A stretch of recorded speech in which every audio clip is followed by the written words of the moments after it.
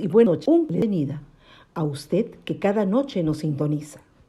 Deseamos que su tiempo con nosotros sea agradable y de bendición para sus vidas.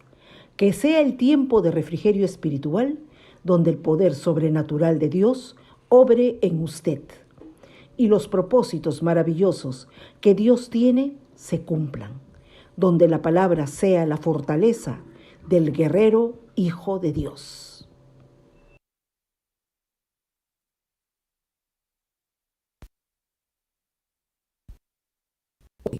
De para siempre, y lo llevará a cruzar la última frontera hacia su tierra prometida. La decisión es suya.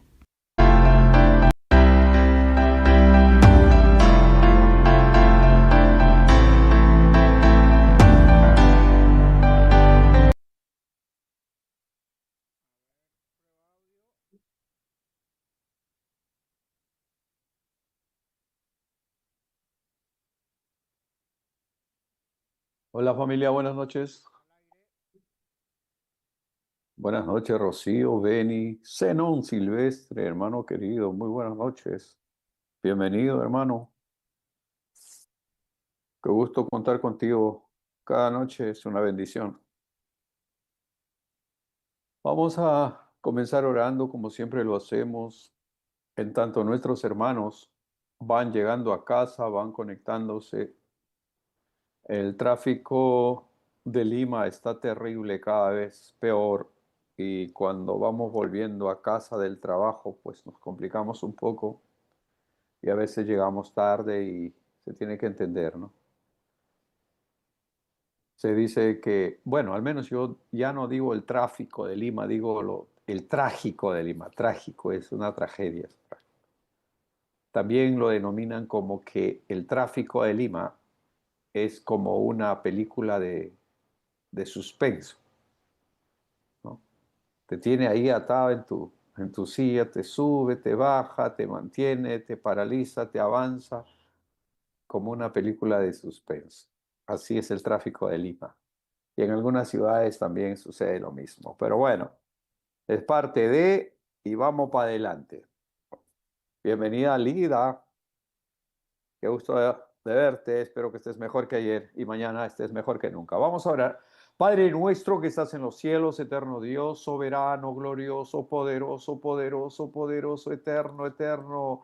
Tú eres el Dios de nuestra salvación, Dios de Abraham, Dios de Isaac, Dios de Jacob. Aleluya, Dios de Israel. A ti sea honor y gloria en esta noche.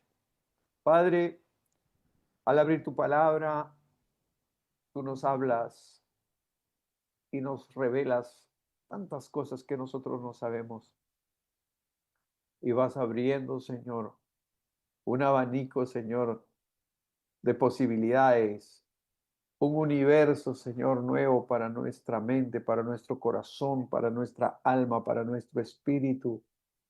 Y te sentimos más cerca, más real, nos damos cuenta que tu palabra no falla nunca. Señor, que tu palabra es veraz, que tú y tu palabra son uno solo. Y si está escrito, en tu palabra existe. Que tu palabra es la palabra profética más segura, más que una prédica, más que una enseñanza, Señor, más que un discurso muy adornado, Señor.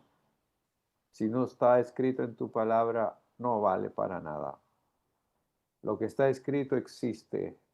Gracias, Señor, por tu preciosa, tu poderosa palabra, que nosotros podemos sumergirnos allí y saber que tú nos hablas desde allí, Señor. Amoroso Dios, oramos por cada hermano, por cada hermana de este programa, a todos aquellos que a través de estas plataformas, Señor, tu palabra llega. Bendícelos. Tú eres un Dios personal, tú hablas a cada corazón según su necesidad. Señor, bendice pues a los hermanos del YouTube, del Facebook y obviamente los del Zoom. Y aquellos hermanos, hermanas que no están congregando, que no los vemos, bendícelos, Señor. Tal vez están, Señor, atrapados en sus propias decisiones, tal vez están atrapados en sus atractivos, en sus problemas. Señor, toca sus corazones donde quiera que estén. Nuestro corazón está con ellos. Bendícelos, Señor. Ayúdalos, guárdalos. Oro, Padre, por nuestra querida Gisela González, bendícelo. Por Betsy Arista, bendícelo. Por Marilí Pizarro, bendícelo. Por Gina Montesa, bendícelo, Señor. No los vemos. Oramos para que tú los guardes y los bendigas. Oramos por Julieta González, que tú, Señor, lo bendigas grandemente. Que tú le muestres tu amor y tu fidelidad, aún en los tiempos más difíciles de su vida. Que tu gracia y tu favor sea con ellos. Amoroso y grandioso, oramos por nuestro querido Walmoner, allá en Dallas. Bendícelo, ayúdalo. Por Celso Corvera, papá, y su esposa, que están atravesando un tiempo muy difícil, Señor, de cáncer. Ayúdalos, bendícelos. Que algún día puedan conectarse en el programa y poder orar directamente con ellos. Señor, dale la oportunidad de ser sanos y salvos en el nombre de Jesús. Por Ramiro Patiño, bendice a nuestro hermano también. Sé tú con ellos, por nuestra querida Samantha Cortés, donde quiera que esté, que tu amor infinito lo alcance y lo llene, Señor, de gracia y de favor. Que toda pinche enfermedad sea quitada de su cuerpo y que sea sanada y restaurada para tu gloria, mi Dios. Quita de ella todo temor y toda ansiedad, que pueda depositar sus cargas en ti y que pueda esperar en ti la gloria tuya sobre ella en el nombre de Jesús. Amoroso y gran Dios, gracias por todas tus misericordias y bondades. Oramos por la paz de Jerusalén, por la paz de Israel. Oramos por cada judío, Señor, en Israel y fuera de Israel también. Donde quiera que estén, que tu amor, tu pacto eterno se cumpla en ellos, papá, en el nombre de Jesús. Amoroso y grandioso, oramos por don Julio Jiménez, por el papá de nuestra querida Rocío, bendícelo, por el papá también de María Rivas, que también está delicado. Oramos para que tú bendigas a este caballero en el nombre de Jesús. Oramos también, Señor, por la mamá de Emilio Mori, por la mamá de Marvila, por la mamá, por mi mamá, que también está delicadita la vieja. Señor, bendícela, ayúdala, sé tú con ella, papá. Refresca su memoria, despierta sus neuronas que se quedaron dormidas. Señor, ten misericordia de nuestros hermanos, de nuestros familiares, de nuestros seres queridos, que hoy reciban un toque tuyo que cambie sus vidas para siempre. A nuestros hermanos ecuatorianos, a nuestra querida Débora, en el nombre de Jesús, enviamos todo nuestro amor y tu palabra poderosa, Señor, que restaura todo corazón, todo ser en el nombre de Jesús. Gracias, eterno Dios, en esta noche. Al abrir tu palabra, oramos para que sea tu precioso Espíritu Santo el que nos trae la revelación, la luz, la guianza, Señor, para entender tu palabra. Ilumina nuestras vidas con tu gloriosa presencia en el nombre poderoso de Jesús nuestro Señor. Amén. Amén y amén. Muy buenas noches, familia. Hoy comenzamos una pequeña serie que, dado al contexto en el que estamos viviendo, entonces nos amerita, ¿verdad?, tocar este tema, porque sucede de que hay gente, comunistas, socialistas, ateos, culpables y confesos, que obviamente están en contra de Israel, en contra del pueblo de Dios y en favor de los palestinos, de los terroristas. O sea, aves de la misma especie se atraen, se juntan. Gallinazos con gallinazos, cuervos con cuervos, golondrinas con golondrinas, palomas con palomas, ¿verdad? Aves de la misma especie se atraen, forman bandadas y vuelan.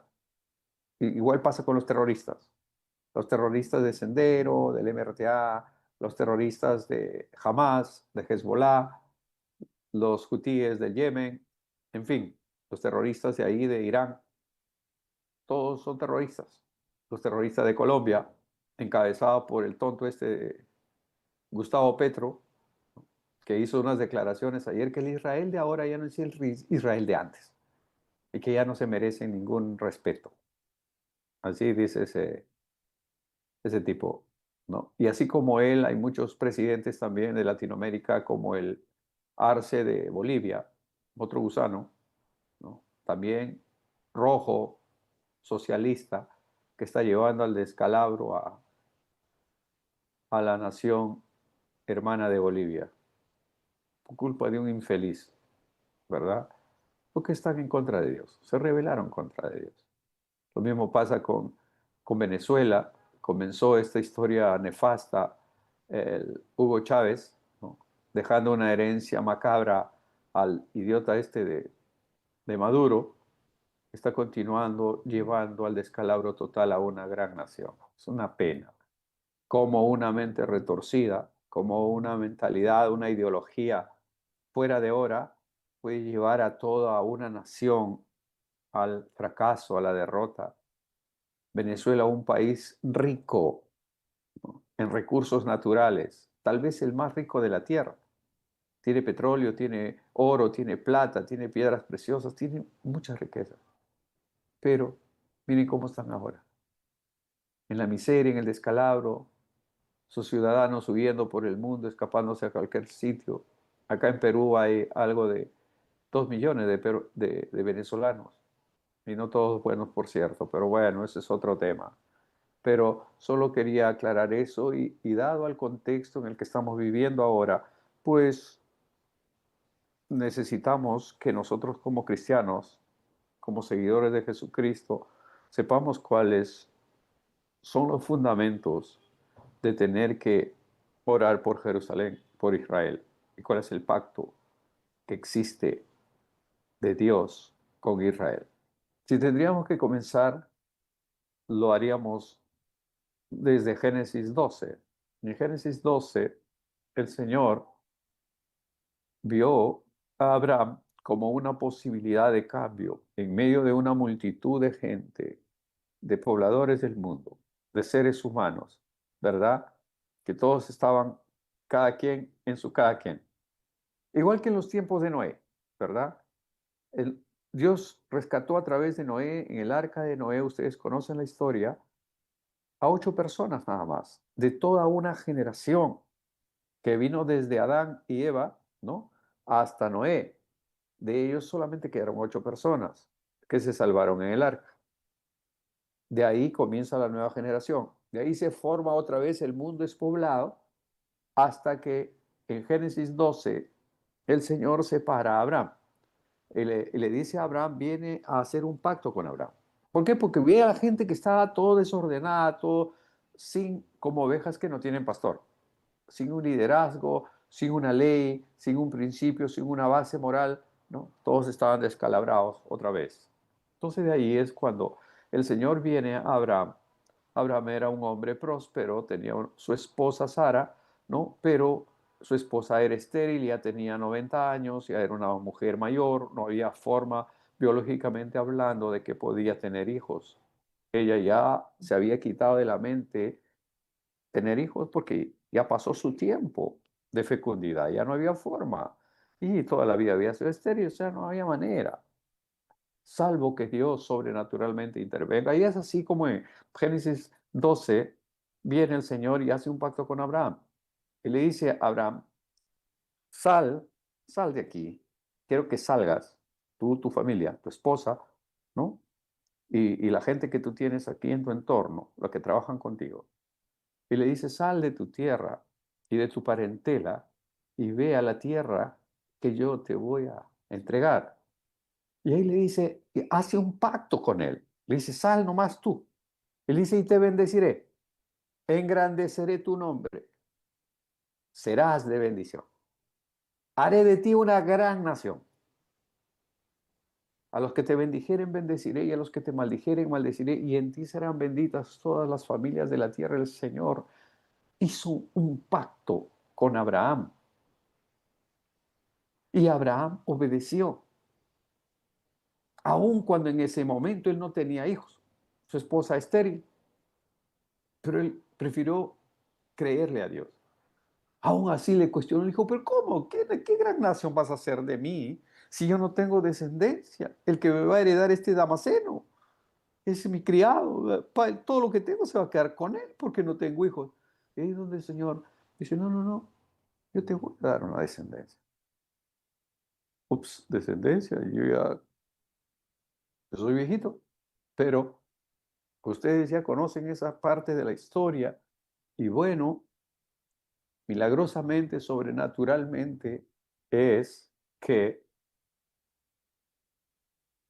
Sara queda embarazada y tiene al hijo de la promesa, a Isaac. Ahora Isaac, ¿no? Ya es un hombre y conoce a Rebeca, ¿no? Y en Rebeca se juntan, ya son parejas, son un matrimonio, y de ahí ella queda embarazada y hay dos bebés en su vientre, ¿correcto? Y esos dos bebés, uno es Jacob y el otro es Esaú. Es interesante en el pasaje que nosotros, estoy haciendo un contexto así, abuelo de pájaro, para más o menos luego ir centrándonos en lo que vamos a... Este tema lo vamos a desarrollar probablemente en 3 o 4 módulos, porque es amplio y me encantaría que ustedes puedan tener una idea muy sólida de lo que significa, ¿no? Israel en el plan de salvación de Dios. Y yo diría, además, Israel en el plan de salvación del mundo entero, de nosotros también. Ahora, es interesante cuando del vientre de Rebeca, ya el hijo de la promesa, Abraham y Sara, tienen un hijo, Isaac, hijo del matrimonio. No en la criada, no en la sirvienta de, ¿no? Egipcia, no. Él no se cuenta. Él es Ismael, de donde vienen los ismaelitas, ¿verdad? Que son parte de los palestinos ahora, que son parte de todos los que profesan el Islam, que son los terroristas. Y del mismo modo aquí, fíjese que de la misma vientre, de la misma matriz de Rebeca, nace Jacob y nace Esaú. Esaú nace primero. De acuerdo a la ley judía, él al ser el primogénito Esaú, él tenía que tener, digamos, la jerarquía dentro de la familia, dentro de los hermanos. Pero aquí el Señor mismo, Dios mismo cambia ese plan, ¿no? Y hace que el menor le sirva al mayor. Acá, y yo estuve verificando esto porque me acordaba de algún tiempo atrás, entonces tenía que sustentar en la Biblia para poder compartirlo. Entonces, aquí en el capítulo 9 vamos en orden mejor. Vamos acá al pasaje que, que da inicio a todo esto. Quise ponerlos en el contexto mucho más anterior del Génesis, pero ahora ya vamos aquí, ya estamos en Romanos, estamos en el Nuevo Testamento ya. Y para callar esas bocas que tan libremente atacan a Israel, ¿no? Y favorecen y elogian a los terroristas, a los perversos, a los malos. Entonces, ¿qué dice la Biblia al respecto? ¿Es un fanatismo nuestro? ¿Es lo que nosotros, digamos, hemos tomado como dogma o simplemente es palabra de Dios? Es el plan de Dios. Entonces, en estos módulos que vamos a ir dándolo, ustedes van a ir realmente entendiendo cuál es el verdadero propósito de Dios con Israel, por qué se le llama a Israel el reloj de Dios, por qué se le llama a Israel el plan de Dios para la salvación del mundo. Entonces, aquí ya estamos en Romanos, capítulo 9, Nuevo Testamento ya. En el verso 6 dice, no que la palabra de Dios haya fallado, porque no todos los que descienden de Israel son israelitas. Parece así una cosa confusa, pero no lo es. Si nosotros vamos desgranándolo todo, vamos picachándolo todo, vamos a ir entendiendo el pasaje. Dice, no que la palabra de Dios haya fallado, porque la palabra de Dios es fiel y nunca falla. La palabra de Dios es viva y eficaz. Dios y su palabra son uno solo. No hay contradicción ahí. No, no hay ninguna contradicción. Que la gente quiera tomar un pasaje aislado y de ese pasaje aislado hacer una doctrina, ellos. Porque hay un pasaje que dice no hay Dios, ¿verdad? Dice el necio en su corazón, no hay Dios. Y puede un necio de esos tomar esa palabra y decir, oye, la Biblia dice el necio en su corazón, no hay Dios, pero no hay Dios, pues. Por eso es que hay muchos ateos. Y cuando uno le pregunta, le dice, ¿y tú crees? No, dice, gracias a Dios yo soy ateo, dice. Interesante, ¿verdad? Gracias a Dios soy ateo. ¿No? Yo no creo en nada, soy agnóstico y bueno, y todas esas ramas de incredulidad. Entonces aquí, más adelante en el pasaje, dice, no solo esto, sino que también cuando Rebeca concibió de uno, o sea, de Isaac, nuestro padre, en el verso 11, pues no habían aún nacido, o sea, no nacieron todavía, no habían nacido estos dos bebés, ni habían hecho aún ni bien ni mal, para que el propósito de Dios, conforme a la elección, permaneciese no por las obras, sino por el que llama. Es decir, el que decide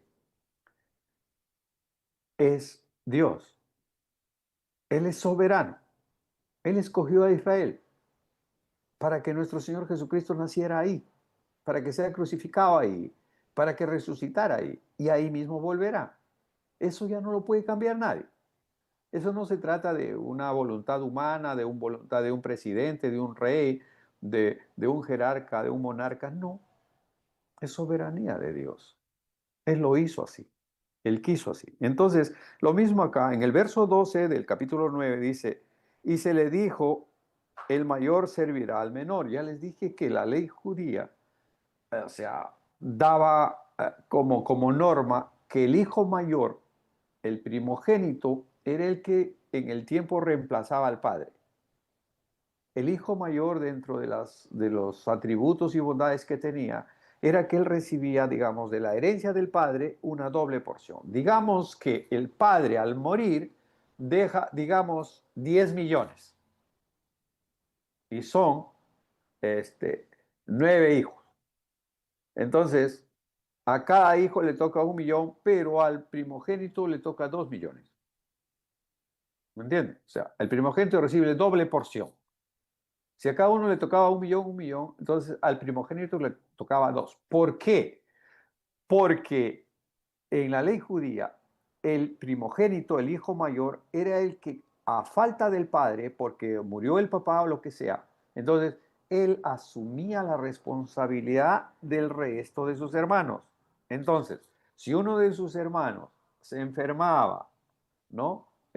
Y había que pagar esos medicamentos o que esas atenciones, lo que sea, entonces el hermano mayor tenía una doble porción para eso, precisamente para pagar eso. O si uno de sus hermanos moría, entonces esos sobrinos huérfanos tenían esa herencia que estaba en el primogénito para que pueda suplir. ¿Me entienden ahora, verdad? Entonces, era uno de los atributos.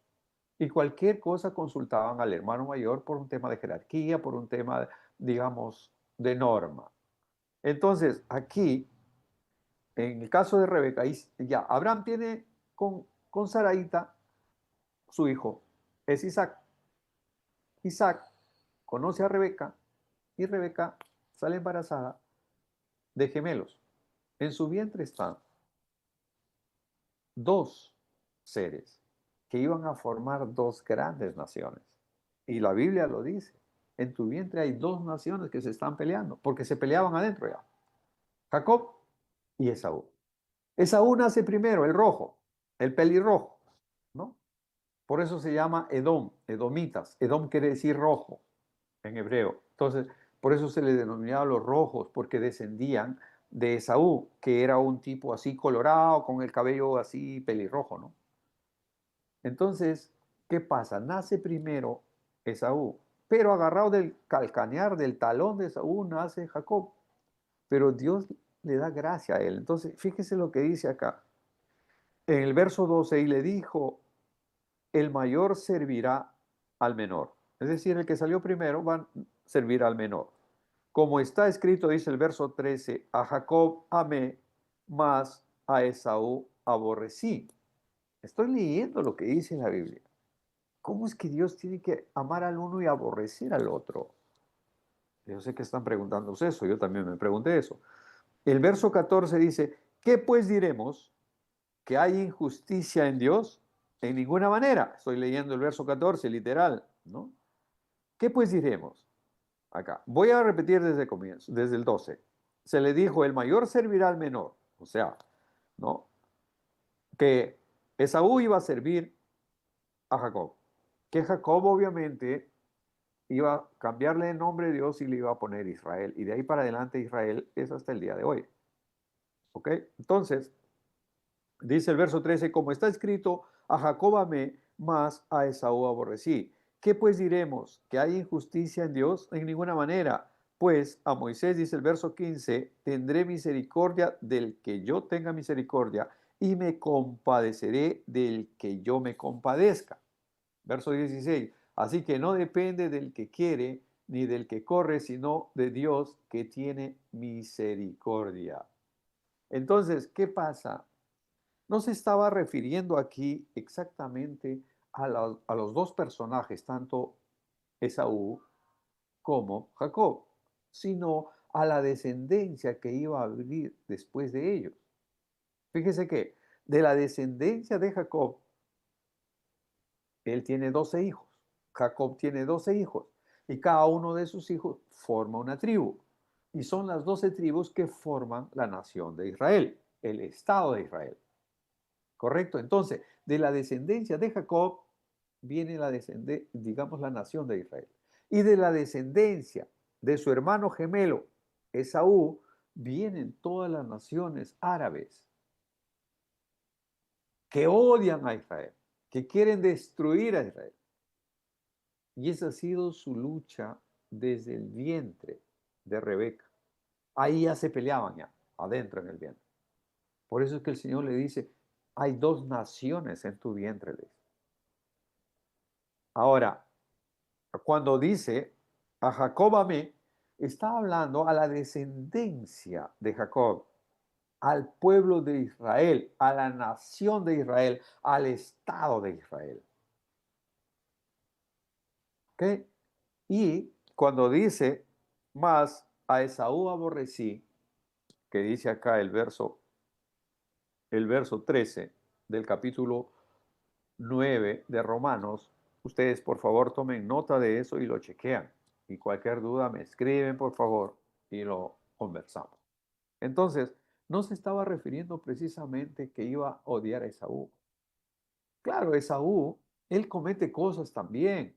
A él no le importa la primogenitura. Él lo vende por un plato de lentejas. Lo cambia por un plato de lentejas. ¿A mí qué me importa la primogenitura? Dijo.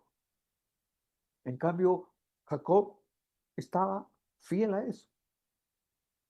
O sea, no le importó. O sea, las reglas, las normas, no le interesó a él. Él quería hacer lo que le daba la gana. Y finalmente toda su descendencia vienen a ser parte de todos estos países que están ahí, Libia, Siria, Turquía, eh, eh, y todos los países árabes de ahí de alrededor. Juntamente con los ismaelitas, los hijos de Ismael, la descendencia de Ismael, que vienen a ser parte de la gente que profesa el Islam, que es hijo de Abraham, pero con Agar, la sirvienta de Sara, con la egipcia. ¿Correcto? Entonces, de ahí viene que el Señor odia a esas naciones que odian a Israel. Porque en el pacto que Dios le hace a Abraham, en Génesis 12, ahí dice bien claro, a los que te bendijeren, bendeciré, y a los que te maldijeren, maldeciré, y en ti serán benditas todas las naciones, todas las familias de la tierra. Ahí nos alcanza a nosotros también, pueblo gentil. Ahí nos alcanza la salvación a nosotros. Y eso, obviamente, no puedo, digamos, explicar todo así de porrazo, sino que lo vamos a ir avanzando en 2 o 3, probablemente en 4 lecciones, para que ustedes puedan tener un conocimiento más completo. Aquí en el Romanos 9:6, en este pasaje el apóstol Pablo comienza un amplio análisis del trato de Dios con la nación de Israel y la razón de su incredulidad actual. En ese tiempo ya había incredulidad. En ese tiempo ya había incredulidad y ahora también lo hay. Por eso es que hay gente como Petro que dice, no, la Israel de ahora ya no es la Israel de antes. ¿Por qué? Porque años pasados, no sé, hace 5 o 10 años, era en Nueva York, si no me equivoco, en Estados Unidos, una de esas grandes ciudades, que se hacía pues el gran evento anual del, del orgullo gay, ¿no es cierto? Era en Estados Unidos. Pero eso lo llevaron a Tel Aviv. Ahora lo están haciendo en Tel Aviv, ¿no? O sea, en Israel. Entonces, cuando tú miras eso, tanto descalabro, dije, ¿cómo puede ser que Israel es el pueblo de Dios? Es el pueblo escogido, el pueblo elegido, el pueblo que Dios ama, y mira lo que están haciendo. Vez tras vez, el amor de Dios, el infinito amor de Dios se ha manifestado en favor de su pueblo porque hay un pacto de por medio. Y Dios nunca va a fallar a su palabra y nunca va a fallar a un pacto. Por eso acá en el verso 6 dice, no que la palabra de Dios haya fallado. Estoy leyendo otra vez, repito el capítulo, el pasaje, capítulo 9, verso 6 de Romanos. No que la palabra de Dios haya fallado, porque no todos los descendientes de Israel son israelitas. O sea, no todos los que están allí, no todos son cristianos. Enseñábamos en clases anteriores que Jerusalén, esta ciudad santa, es la cuna de tres corrientes, de las tres corrientes más grandes de fe. Una es el judaísmo, los judíos, que están esperando a su Mesías. Para ellos, Cristo no es su Mesías, esos son los judaizantes, ¿correcto? Ellos piensan, creen, esperan que va a venir su Mesías Redentor. Y por tanto, ellos tienen que estar ahí, ¿no? Ustedes han visto esos, ¿no? Esos ortodoxos, esos judíos ortodoxos vestidos de negro, ¿no? Con sombrero negro, vestido de negro, porque están esperando que va a venir su Mesías. Son los judaizantes.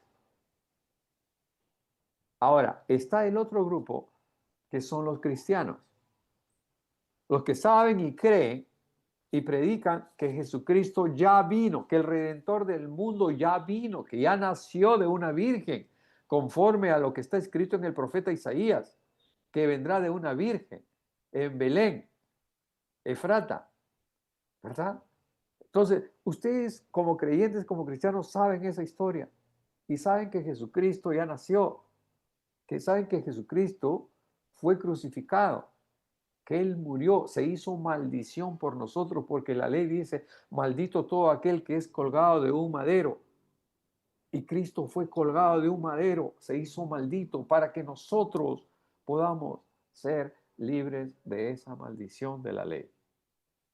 Entonces, está el grupo de los judíos, de los judaizantes, está el grupo de los cristianos y también está el grupo del Islam. Es más, la mezquita que se ve en todas las fotos de Jerusalén, esa mezquita con esa cúpula dorada ahí, hermano, eso no es el templo de Dios. Esa es una mezquita de Al-Aqsa. Esa mezquita es del Islam. ¿Por qué? Porque allí, en Jerusalén, están los judaizantes, están los del Islam y están los cristianos también. Entonces, ¿todos los que están ahí van a ser salvos? No. Aquí dice bien claro, el verso 6. No que la palabra de Dios haya fallado, porque no todos los que descienden de Israel son israelitas. No, no todos. Y no todos van a ser salvos. Es interesante eso. Y cuando habla aquí, el apóstol Pablo, al comenzar este estudio, este análisis amplio del trato de Dios con la nación de Israel, y trata de la razón de su incredulidad, que lo tuvieron antes y lo tuvieron después. Por esa incredulidad fueron invadidos cuando el profeta Jeremías predicó que iban a ser invadidos, y fue Nabucodonosor con el ejército babilónico que vino y destruyó Israel y se los llevó cautivos todavía por 70 años. Y estaba escrito, escribió que 70 años iban a ser esclavos allá en Babilonia. Y luego levanta de Persia, de lo que es ahora Irán, Ciro el Grande, al cual Dios le llama mi pastor, ¿no? Y él es el que invade con una colección de ejércitos, invade Babilonia, lo destruye, ¿me entiendes? Lo invade, lo destruye, y ahí estaban los esclavos, o sea, los judíos que habían sido llevados cautivos a Babilonia, ya 70 años ahí, ya estaban viejitos ya. Y ahí es donde Ciro el Grande saca un decreto. El rey persa, que no era cristiano, que no era judío, él saca, por mandato de Dios, saca un decreto para que todos los judíos, el que quiere, se vuelva a Jerusalén. Están ahí, cerquita nomás, a 2000 kilómetros. Es lo que está a la distancia ahora actual. Jerusalén con Teherán son prácticamente 2300 kilómetros, está lejos. Pero él les dice, los que quieran irse, váyanse. Los que quieran quedarse, quédense. No hay problema. Interesante, ¿verdad? Es parte de la historia. Cuando el pueblo de Israel se ha volteado en contra de Dios, le ha dado la espalda a Dios, ha sido atrapado por la idolatría de otros dioses, de dioses paganos, han ido atrás de Baal, entonces es cuando se han separado de la gracia de Dios y han sido dejados ahí para que vengan sus enemigos y los castiguen. Pasó con los romanos también le invadieron por su incredulidad. Y podríamos hablar de todas las cosas que ha pasado el pueblo de Israel. Si tenemos que hablar de un pueblo sufrido, perseguido, pero que ha sobrevivido, de una nación, de un pueblo, de una tribu, eso es Israel. Todos lo han querido eliminar. Los persas, los babilónicos, los nazis de Alemania, los españoles a través de la Inquisición, los promos en Rusia. Es decir, y ahora, hace 12 días, ¿no? Irán, que quiere destruirlo también y sigue con esa idea, por cierto. Entonces, estos estudios que vamos a tener no hace más que certificar lo que la palabra de Dios dice en cuanto a Israel. Las promesas maravillosas que Dios hizo a través de un pacto con Abraham, lo hizo con él, pero no era solamente para él y sus hijos que vendrían de él, sino que esto se extendía a las demás naciones. Porque al final del pacto dice, y en ti serán benditas todas las familias de la tierra, todas las naciones de la tierra, pero las naciones que quieran aceptar por fe la salvación de Jesucristo. Y al aceptar a Jesucristo, automáticamente se están haciendo herederos del pacto que Dios le hizo a Abraham. Avanzamos. Las promesas maravillosas del pacto de Dios fueron a Abraham. Los del pacto, los verdaderos hijos de Abraham, no son solo sus descendientes biológicos. ¿Me entienden? No solamente son sus descendientes biológicos, sino también los que confían en Él. Todos, absolutamente todos los que han aceptado a Jesucristo como su Señor y Salvador personal. No importa si son de Churucuchuy, si son de Cocochó, no importa de dónde sean. O de, o de Guayaquil, o de Santa Elena, de donde usted sea, de Churuja, de donde usted sea. Si usted aceptó a Jesucristo, viene a ser parte del linaje de Abraham por la fe en Jesucristo. Eso lo vamos a leer ahorita, unos minutitos más. Fíjese, ¿cómo sustentamos esto? Vamos a saltarnos de Romanos a Gálatas, el apóstol Pablo escribiendo a la iglesia de Galacia, a los Gálatas, a los hermanos de la iglesia de Gálatas, dice en el capítulo 3, verso 7, sabed por tanto que los que son de fe, estos son hijos de Abraham. Ya no estamos en el antiguo pacto, ya no estamos en el Antiguo Testamento, ya no estamos en el tiempo del Génesis 12, cuando Dios hace un pacto con Abraham. Ahora ya estamos después de Jesucristo. El apóstol Pablo está escribiendo esta carta a los Gálatas. Una de las cartas paulinas interesantes, ¿no? Todas son interesantes, pero esta y Efesios para mí son una bomba. Sabed, por tanto, dice Gálatas 3:7, por tanto, que los que son de fe, estos son hijos de Abraham. El verso 8 de Gálatas 3 dice, y la escritura, es tremendo, ¿no? Y la escritura, previendo que Dios había de justificar por la fe a los gentiles somos todos nosotros que no somos de Israel.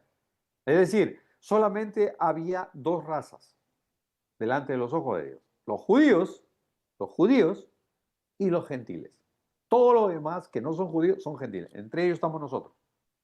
Estamos claros hasta ahí, ¿verdad? Entonces, el verso 8 dice, y la escritura, o sea, la palabra de Dios, preveyendo que Dios había de justificar por la fe a los gentiles, dio de antemano la buena nueva a Abraham diciendo, en ti serán benditas todas las naciones de la tierra. Aleluya.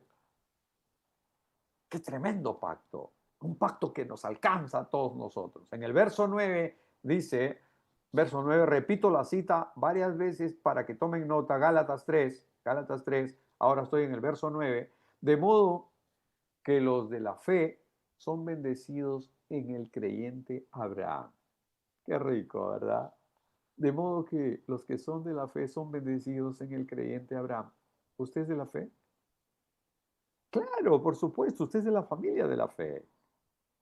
Estamos dispersos en diferentes países, en diferentes sitios, ¿no? Pero unidos en un mismo espíritu, en el espíritu de la fe. El verso 13, que tremendo, dice, Cristo nos redimió de la maldición de la ley, hecho por nosotros maldición, porque está escrito, maldito todo el que es colgado de un madero. Está en el mismo capítulo 3, ahora estoy en el verso 13. Cristo nos redimió de la maldición de la ley, hecho por nosotros maldición, porque está escrito, maldito todo el que es colgado de un madero. El verso 14 dice, para que en Cristo Jesús, agárrense, para que en Cristo Jesús la bendición de Abraham alcance a los gentiles, es decir, a todos los peruanos, ecuatorianos, colombianos, bolivianos, a todos en absoluto. Para que en Cristo Jesús, dice el verso 14, para que en Cristo Jesús la bendición de Abraham alcance a los gentiles, a fin de que por la fe recibiésemos la promesa del Espíritu. Lo recibimos por fe, porque por gracia sois salvos por medio de la fe. Esto no de vosotros porque es un don de Dios. En el verso 29, fíjese lo que dice. Y si vosotros sois de Cristo, ciertamente linaje de Abraham sois y herederos según la promesa. Creo que queda cerrado, ¿verdad? Creo que esta parte ya queda oleado y sacramentado. Verso 9, verso 29, lo repito. Y si vosotros sois de Cristo, ciertamente el linaje de Abraham sois y herederos según la promesa. Este es como parte de una entrada a lo que nosotros queremos llegar. Yo puse ahí, mejor dicho, Caleb puso ahí en el tema de hoy que íbamos a tratar el capítulo 11 de Romanos. Pero no puedo entrar al 11 sin pasar primero por el 9, ¿no? Que tiene una relación muy estrecha con esto. Entonces yo voy a leer el capítulo 11 ya de Romanos para ir entrando en el tema que nos compete. Dice así el apóstol Pablo escribiendo a la iglesia de Roma, ahora a los romanos, ya no los gálatas, a los romanos. Capítulo 11, verso 1 en adelante dice, digo pues, ¿ha desechado Dios a su pueblo? Hace la pregunta. En ninguna manera, porque también yo soy israelita, de la descendencia de Abraham, de la tribu de Benjamín. El apóstol Pablo era judío, era israelita, era descendiente de la tribu de Benjamín, uno de los hijos de Jacob, ¿correcto? De la tribu de Benjamín. Repito, el verso 1 dice, digo pues, ha desechado Dios a su pueblo? En ninguna manera, porque también yo soy israelita, de la descendencia de Abraham, de la tribu de Benjamín. No ha desechado Dios a su pueblo, al cual desde antes conoció. ¿O no sabéis que dice de Elías en la Escritura, cómo invoca a Dios contra Israel diciendo, Señor, a tus profetas han dado muerte y tus altares han derribado y solo yo he quedado y procuran matarme? En el verso 4 dice, fíjese lo que dice, pero ¿qué le dice la divina respuesta? Esto es tremendo, ¿no? Pero ¿qué le dice la divina respuesta? Me he reservado 7,000 hombres que no han doblado rodillas delante de Baal. Así también, aún en este tiempo, ha quedado un remanente escogido por gracia. Y esta palabra cobra vida, cobra relevancia hoy por hoy, el día de hoy, 2025. ¿Qué pasa? En el verso 3 dice, Señor, a tus profetas han dado muerte y a tus altares han derribado, y solo yo he quedado y procuran matarme. El verso 4, pero, ¿qué le dice la divina respuesta? Me he reservado 7,000 hombres que no han doblado la rodilla delante de Baal. Así también, aún en este tiempo, ha quedado un remanente escogido por gracia. ¿Qué pasa? En el tiempo de Elías, el profeta Elías, estaba Jezabel, ustedes saben, ¿no? Y el rey Acab, rey de Israel, se casa con esta endemoniada Jezabel. Jezabel era una bruja, una hechicera, una mujer perversa, de las más perversas que ha existido en este planeta. Esta mujer adoraba a Baal y a otros muchos dioses. Entonces el rey Acab no tenía que casarse con esta vieja, pero se casó. Entonces ahí es donde viene la contaminación al pueblo de Israel. Entonces Jezabel, como era perversa y adoraba a sus dioses y tenía sus propios profetas de Baal, que comían con ella. O sea, en el palacio habían 800 profetas de Baal, imagínense, que comían ahí. Y el rey acá, ¿no? Un cosito era, así como un presidente que tuvimos hace poco, un cosito era. Bueno, entonces, ¿qué sucede? Que Elías mataron a varios profetas. Entonces, ahí estaba el profeta Elías y Elías los reta, los lleva al monte Carmelo. Le dice, ¿usted diga o qué? Entonces son 800, yo soy solito. Yo soy profeta de Dios, del Dios de Israel. Ustedes son de Baal, ¿verdad? Sí, 800. Ok, vamos a hacer un trato. Vamos a poner 2 bueyes aquí. Ustedes van a sacrificar uno y yo uno. Y ustedes armen su altar arriba en el Monte Carmelo con los 800 profetas de Baal. Y Elías estaba solo en ese momento. Entonces mataron al buey, hicieron el altar, la leña y encima pusieron. Entonces Elías les reta, le dice, ahora sí 800 tarugos pidan a su Dios para que su Dios prenda el fuego en su altar. Y si eso sucede, nosotros los israelitas serviremos a esos dioses de Baal. Pero si no es así, entonces ustedes van a servir al Dios de Israel.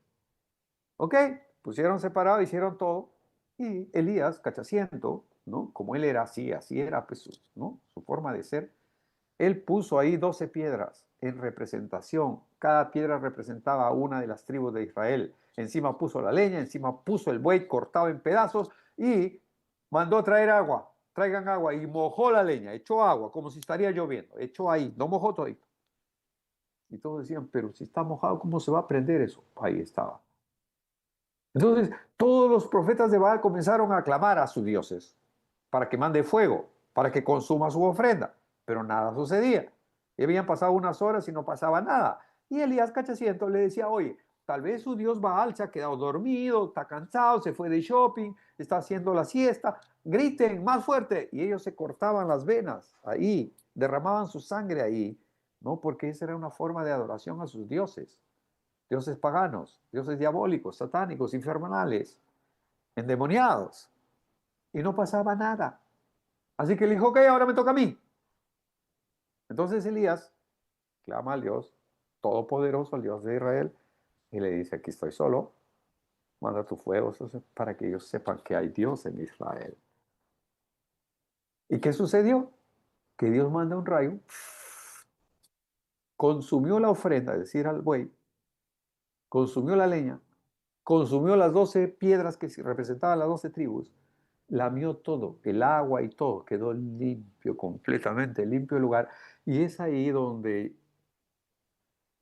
Elías lleva a los 800 sacerdotes de Baal al río, estaban rendidos, reconocieron su derrota, y Elías les corta el cuello. Los degolló a todos en el río. ¿Me entienden? Entonces Jezabel, al enterarse que sus 800 sacerdotes habían sido cortados la cabeza por un tal Elías, dijo, mañana mismo te mataré. Mañana eres hombre muerto, Elías. Al escuchar eso, Elías escapa. O sea, no le tiene miedo a 800 sacerdotes de Baal, pero le tiene miedo cuando esta bruja endemoniada le amenaza. Interesante, ¿no? Entonces él huye, se va corriendo día y noche hasta que llega dormido. Se queda dormido en un lugar cansado. Y el Señor envía a un ángel para que le prepare un pan ahí, ¿no? Le prepare una hamburguesa. Y él comió y se durmió de nuevo. Y ahí es donde dice, mátame mejor, le dice Elías. Señor, ¿ya para qué vivo? Yo no soy mejor que mis padres. ¿Qué hago acá? Entonces ahí es donde él se queja. Dice, Señor, han matado a todos tus profetas. Solo yo he quedado, del pasaje que acabamos de leer.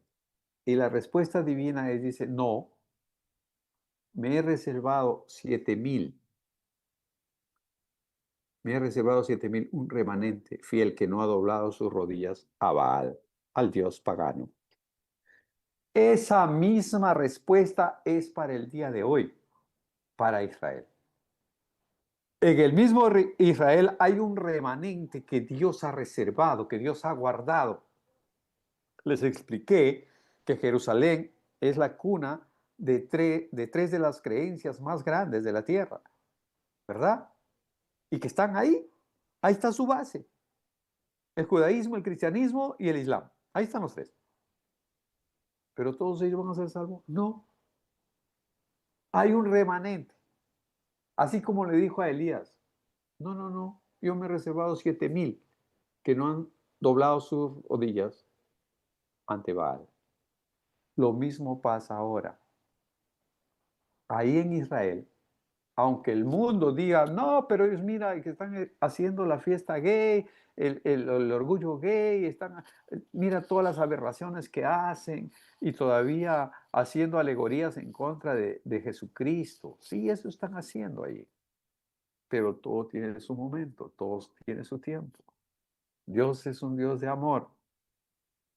Así como no todos los seres humanos son hijos de Dios, no todos los israelitas, los judíos que están ahí van a ser salvos.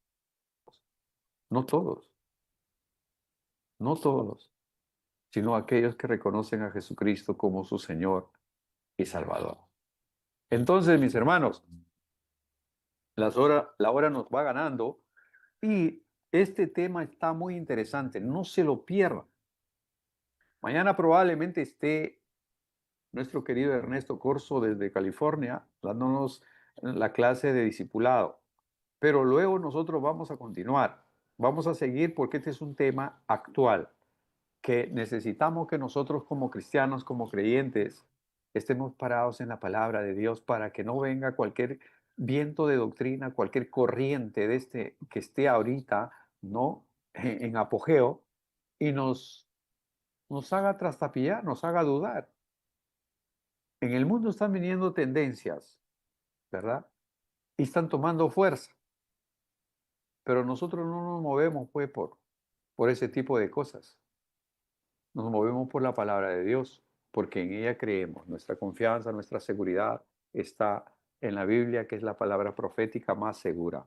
Si nosotros estamos leyendo esta palabra de hoy, que fue escrito hace 2000 años y es actual para el día de hoy, porque la palabra de Dios es más actual que el periódico de mañana y es viva y eficaz y más cortante que toda espada de dos filos. Es un honor, es una bendición, es una gracia divina que podamos reunirnos este remanente fiel. Por eso es que yo los llamo a ustedes el remanente fiel, que cada noche se da cita aquí para compartir su preciosa palabra. Que tengan una noche súper, hiper, archi, mega bendecida. Que la gracia y el favor de Dios sea con ustedes y que los problemas que puedan estar afrontando hoy se solucionen por el poder poderoso de Dios. Si están delicados de salud, que reciban sanidad. Si están afligidos, que sea el Señor dándoles el consuelo. Si están de duelo, de luto, que sea mi Señor el que les trae la consolación, que les trae la paz en sus corazones. Si tienen dudas porque están a puertas de tomar decisiones importantes en su vida, busquen al Señor y que sea el Señor el que los guía a tomar decisiones correctas y acertadas. Vayamos por el lado correcto de la historia. Apoyemos a Israel, no apoyemos a los terroristas. ¿Eh? Nosotros somos pro Israel, somos pro vida. Israel es pro vida. Israel es el pueblo elegido, el pueblo escogido por Dios, y nosotros lo creemos porque está en su palabra, porque está escrito, y porque Salmo 122:6 dice: orad por Jerusalén, orad por Israel, y sean bendecidos los que lo aman. Estados Unidos se volvió una potencia mundial, es la primera potencia en el mundo. ¿Por qué? Porque bendijo a Israel desde sus antepasados. Ellos fueron los primeros que extendieron el reino de los cielos a través de los misioneros por el mundo. Fue Estados Unidos.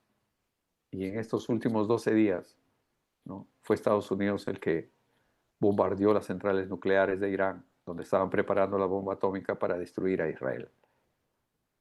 Gracias por el pueblo norteamericano, que es un aliado estratégico del pueblo de Israel. Que Dios bendiga a Estados Unidos también, que Dios bendiga a Israel. Gracias por su compañía, que el Señor los bendiga. Muy buenas noches, familia. Bendiciones. Nos vemos mañana. Aleluya. Gloria a Dios.